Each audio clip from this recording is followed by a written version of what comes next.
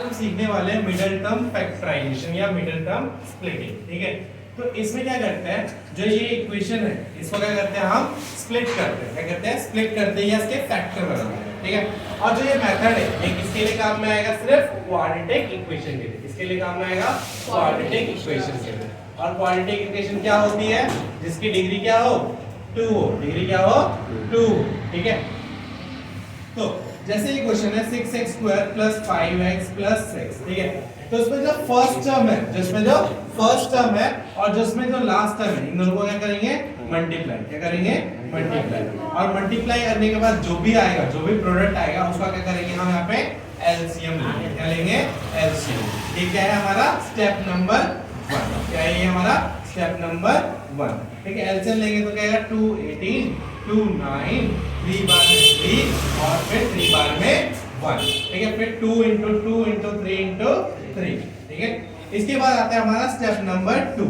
Step number 2 को start करने से पहले एक चीज को याद रखना है। जैसे ये इक्वेशन है 5 + 5x, ठीक है, -6। ठीक है, तो अब क्या है, मिडिल टर्म स्प्लिटिंग में जो टर्म मिडिल में है इसको क्या करेंगे, हम तोड़ेंगे। क्या करेंगे, इसको तोड़ेंगे।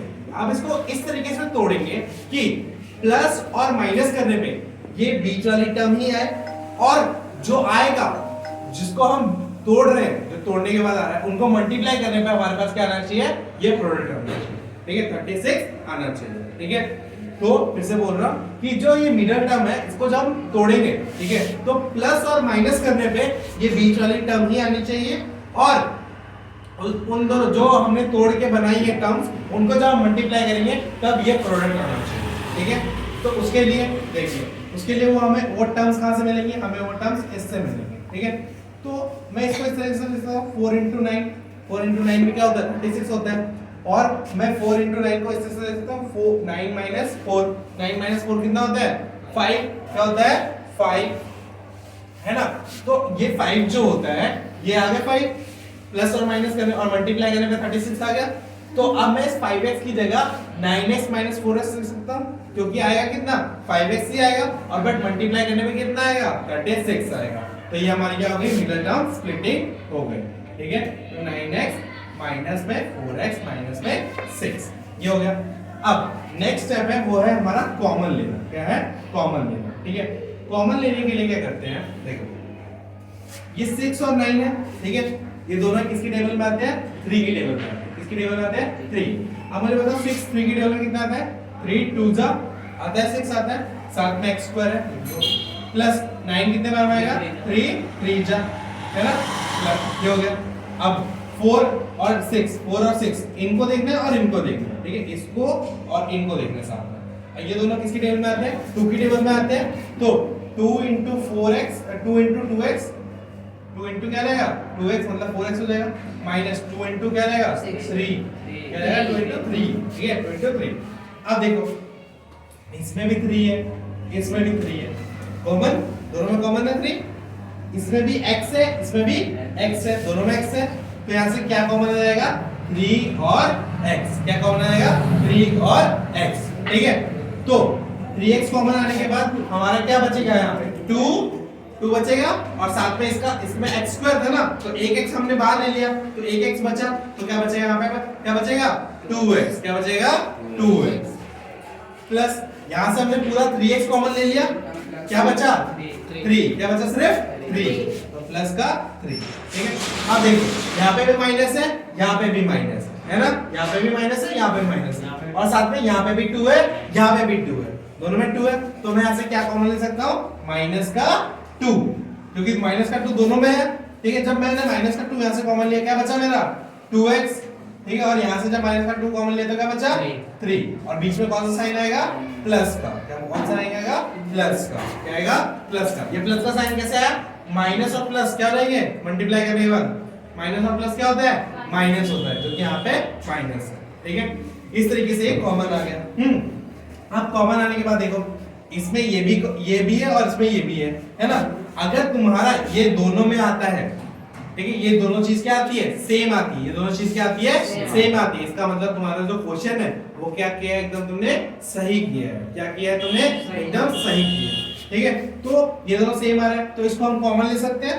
तो दोनों में से क्या कॉमन आ जाएगा 2x प्लस 3। क्या कॉमन आ जाएगा 2x प्लस 3। तो जब मैं यहाँ से 2x प्लस 3 को बाहर ले लूंगा तो क्या बचेगा, सिर्फ 3x बचेगा। क्या बचेगा 3x। और यहाँ से जब मैं 2x प्लस 3 कॉमन ले लूंगा तो क्या बचेगा, सिर्फ -2 बचेगा, है ना। अब दोनों आ गया तो ये तुम्हारे क्या बन गए, ये तुम्हारे क्या बन गए, फैक्टर्स। क्या बन गए, फैक्टर्स। और हमें क्या निकालने थे इस क्वेश्चन में, सिर्फ फैक्टर्स निकालने थे। अब इस क्वेश्चन में हम एक और स्टेप आगे जा सकते हैं और हम जीरोस फाइंड कर सकते हैं। क्या फाइंड कर सकते हैं, जीरोस। तो उसमें क्या आ जाएगा, उसमें आ जाएगा हमारा स्टेप नंबर 4। क्या आ जाएगा, स्टेप नंबर 4। तो स्टेप नंबर 4 में क्या है, जो ये हमारे फैक्टर है ना, उनको हम किसके इक्वल ले लेंगे, 0 के इक्वल ले लेंगे। किसके इक्वल ले लेंगे, 0 के इक्वल ले लेंगे, है ना। 3x - 2 = 0।